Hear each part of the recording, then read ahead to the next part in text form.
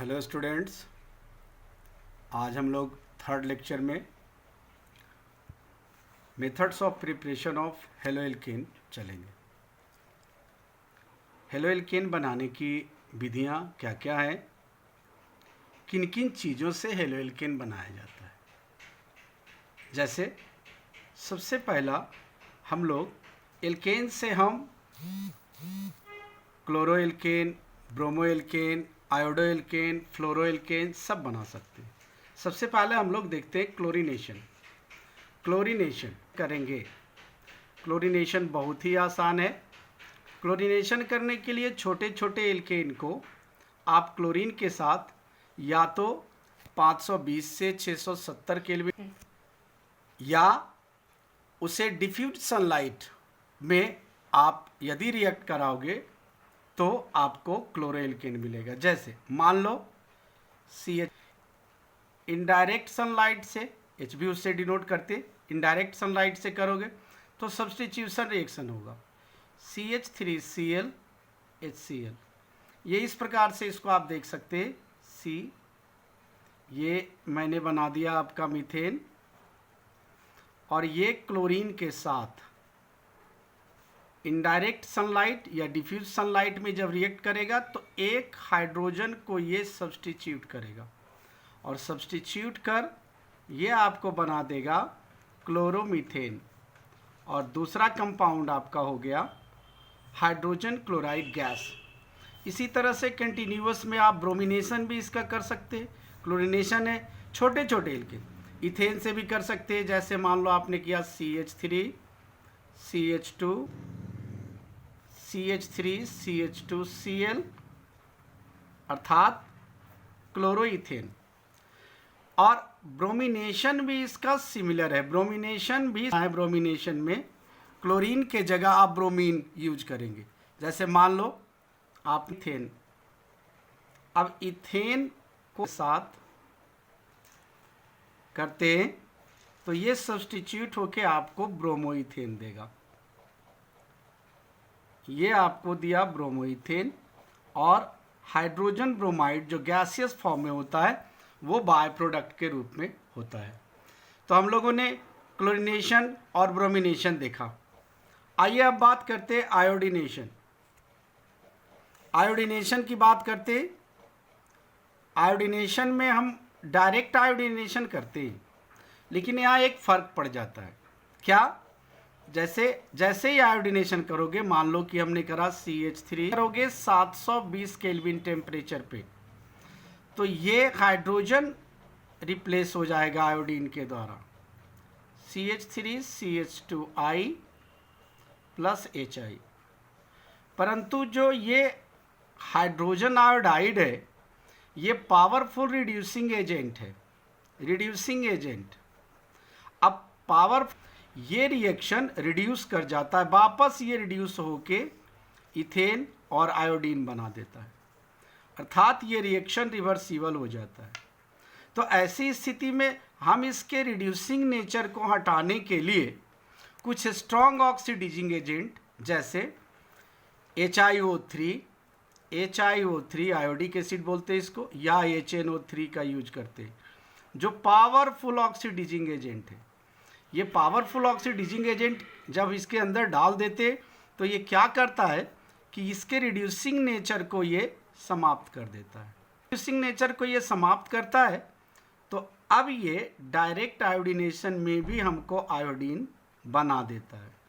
अगर हम आयोडीन बना देगा आयोडोइथेन, यानी आयोडोइथेन के वैल्यू को, यानी रिड्यूसिंग वैल्यू को तो इसने समाप्त कर दिया। अब आइए हम लोग बात करते हैं फ्लोरीनेशन। जरा अच्छे से पढ़ना, ये एक नेम रिएक्शन भी है फ्लोरीनेशन। डायरेक्ट फ्लोरीनेशन हम लोग नहीं कर सकते। डायरेक्ट फ्लोरीनेशन पॉसिबल नहीं है। क्यों पॉसिबल नहीं है डायरेक्ट फ्लोरीनेशन? क्योंकि डायरेक्ट फ्लोरीनेशन करेंगे वो हाईली एक्सोथर्मिक रिएक्शन है, उष्माक्षेपी अभिक्रिया है, जिससे बहुत ज़्यादा हीट निकलता है। हीट निकलने के बाद ये क्या होता है, आग लग जाती है। तो हम ऐसे रिएक्शंस नहीं कर पाते क्योंकि उसमें विस्फोट हो जाता है। तो हम क्या करते हैं, कि क्लोरोएल्केन या ब्रोमोएल्केन को कुछ इनऑर्गेनिक फ्लोराइड्स जैसे एफ या Hg2F2 या SbF3 या AsF3, ये सारे AgF, silver fluoride, mercurous fluoride, किसी का इस्तेमाल जब आप क्लोरोएल्केन या ब्रोमोएल्केन से करते, जैसे क्लोरोएल्केन से मान लो हम लोगों ने करा है और इसको किया है HF से, AgF से जैसे ही करोगे रिएक्ट इसको, तो ये क्या करेगा कि AgCl द्वारा रिएक्ट होके ये AgCl बाहर और तुमको बन जाएगा। ऐसे रिएक्शंस को हम कहते हैं स्वार्ज रिएक्शन। अर्थात क्लोरोएल्केन या ब्रोमोएल्केन को जब हिट किया जाता है किसके साथ, इनऑर्गेनिक फ्लोराइड्स के साथ, तो फ्लोरोएल्केन बनता है। और इस रिएक्शन को हम लोग कौन सा रिएक्शन कहते हैं, स्वार्ज रिएक्शन।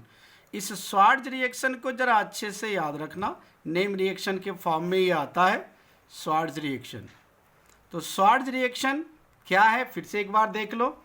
जब क्लोरोएल्केन या ब्रोमोएल्केन को, तो आपको ये देगा फ्लोरोएल्केन, और इसी रिएक्शन को हम कहते हैं स्वार्ज रिएक्शन। ये आपका देखिए बन गया फ्लोरोइथेन और Hg2Br2 का स्वार्ज रिएक्शन। तो हम लोगों ने एल्केन से पूरी तरह से बना लिया। अब हम लोग हेलोएल्केन बनाने के दूसरे मेथड्स का इस्तेमाल कर रहे हैं। अब एल्कीन से बनाते हैं। आपको पहले से पता है कि एल्कीन दो टाइप्स के होते हैं, एक सिमेट्रिक एल्केन, एक एसिमेट्रिक एल्केन। तो अभी हम सिमेट्रिक एल्केन में लेंगे। सिमेट्रिक एल्कीन में जब हम लेते हैं तो कहता है सिमेट्रिक एल्कीन के साथ यदि आप हाइड्रो एसिड, अब ये भी देख लो पहले हाइड्रो एसिड से, तो हम एल्कीन को, सिमेट्रिक एल्कीन में चल रहे, एल्कीन को यदि हम हाइड्रो एसिड के साथ रिएक्ट कराते तो हमें क्या मिलता है, हेलो एल्केन। जैसे मान लो कि हम लोग इथीन से अभिक्रिया कर, ये मिलेगा, एडिशन रिएक्शन होता है, और एडिशन रिएक्शन के बाद हमें मिलेगा क्लोरोइथेन। ये रिएक्शन हुआ कैसे, जरा सा देख लेते हैं इसको। ये एक पाई बॉन्ड और एक सिग्मा बॉन्ड है इसके अंदर, और ये है आपका HCl जो पोलर कंपाउंड है। पोलरिटी होने के कारण इस पे डेल्टा निगेटिव चार्ज और इस पे डेल्टा पॉजिटिव चार्ज, और ये डेल्टा पॉजिटिव चार्ज जब आता है तो क्या होता है कि इसके पाई बॉन्ड के इधर की ओर मूव करने से ये भी डेल्टा निगेटिव और ये डेल्टा पॉजिटिव, तो एडिशन डेल्टा पॉजिटिव का डेल्टा निगेटिव से और इस डेल्टा निगेटिव का डेल्टा पॉजिटिव से अगर ऐड कर दो, तो ऐड करने के बाद हमारे पास क्या कंपाउंड बनेगा, यहाँ H ऐड होगा तो ये बनेगा CH3, यहाँ पे CH2 है, ये तो सिंगल बॉन्ड, डबल बॉन्ड टूट के सिंगल बॉन्ड हो गया, और अब ये बनाएगा आपको क्लोरोइथेन। इसी तरह से सिमेट्रिक एल्कीन में जब भी करोगे तो ये एडिशन रिएक्शन होगा। बट अनसिमेट्रिक एल्कीन में जब स्थिति बनती क्या है कि जैसे ही हम यहाँ पे अनसिमेट्रिक लिखते हैं CH3 CH double bond CH2, ये अनसिमेट्रिक एल्कीन है। और अनसिमेट्रिक एल्कीन को जब हम लोग किसी से भी HCl HBr किसी से भी रिएक्ट करता है कि इसका जो निगेटिव पार्ट है, ये आपने देखा है कि ये डेल्टा निगेटिव इस पे होता है, पोलर है ये डेल्टा पॉजिटिव है, तो जो निगेटिव पार्ट है वो उस डबल बॉन्डेड कार्बन से जुड़ता है जिसमें हाइड्रोजन की संख्या कम होती है, और इस रूल को हम कहते हैं मार्कोनी-कोब्स रूल। क्या कहते हैं, मार्कोनी-कोब्स रूल। तो इस हिसाब से ये Cl यहाँ जुड़ेगा उस डबल बॉन्डेड कार्बन से जहाँ हाइड्रोजन की संख्या कम है, और ये है मार्कोनी-कोब्स रूल।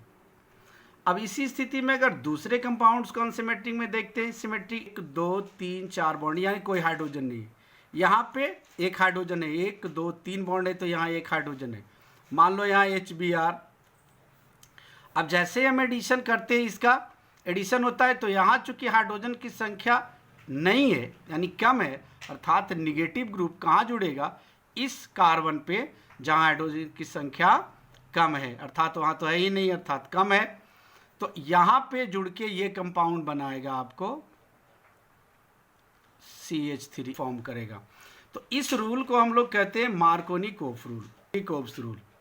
लेकिन इसी को जरा उलट के हम लोग देखते हैं, और यदि HBr की अभिक्रिया हम कराते हैं, बेंजोइल परऑक्साइड, शॉर्टली हम लोग लिखते हैं परऑक्साइड, अगर हम लोग किसी अनसिमेट्रिक एल्कीन की अभिक्रिया HBr से कराते, पर्टिकुलर केस है ये, HBr से कराते हैं बेंजोइल परऑक्साइड, तो निगेटिव ग्रुप कहाँ जुड़ता है, उस डबल बॉन्डेड कार्बन पे जहाँ हाइड्रोजन की संख्या ज़्यादा होती है। क्योंकि परऑक्साइड यहाँ आ गया, इसलिए इसको कहते हैं हम लोग कैसा रूल, एंटी मार्कोनी-कोफ रूल या खरास इफेक्ट ये से होता है। अब इसी एग्जाम्पल, एक और एग्जाम्पल स्थिति है परऑक्साइड।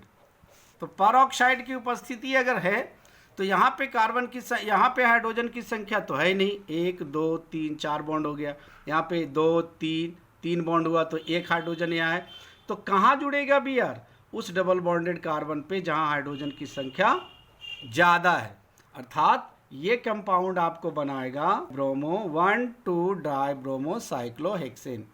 तो इस तरह से ये एंटी मार्कोनी-कोफ रूल। तो आज का लेक्चर हम यहीं पे स्टॉप करते, और जितना कुछ हमने पढ़ाया है आपको, जैसे क्लोरीनेशन, ब्रोमिनेशन, आयोडीनेशन, फ्लोरीनेशन और एल्कीन से हेलो एल्कीन बनाने की विधि, ये सब जो मेथड्स है उसको मैं नोट्स में डाल रहा हूँ, जो कि आपके व्हाट्सएप में रहेगा, आप उसको नोट कर लेंगे। पेन नहीं रखे ब्लू के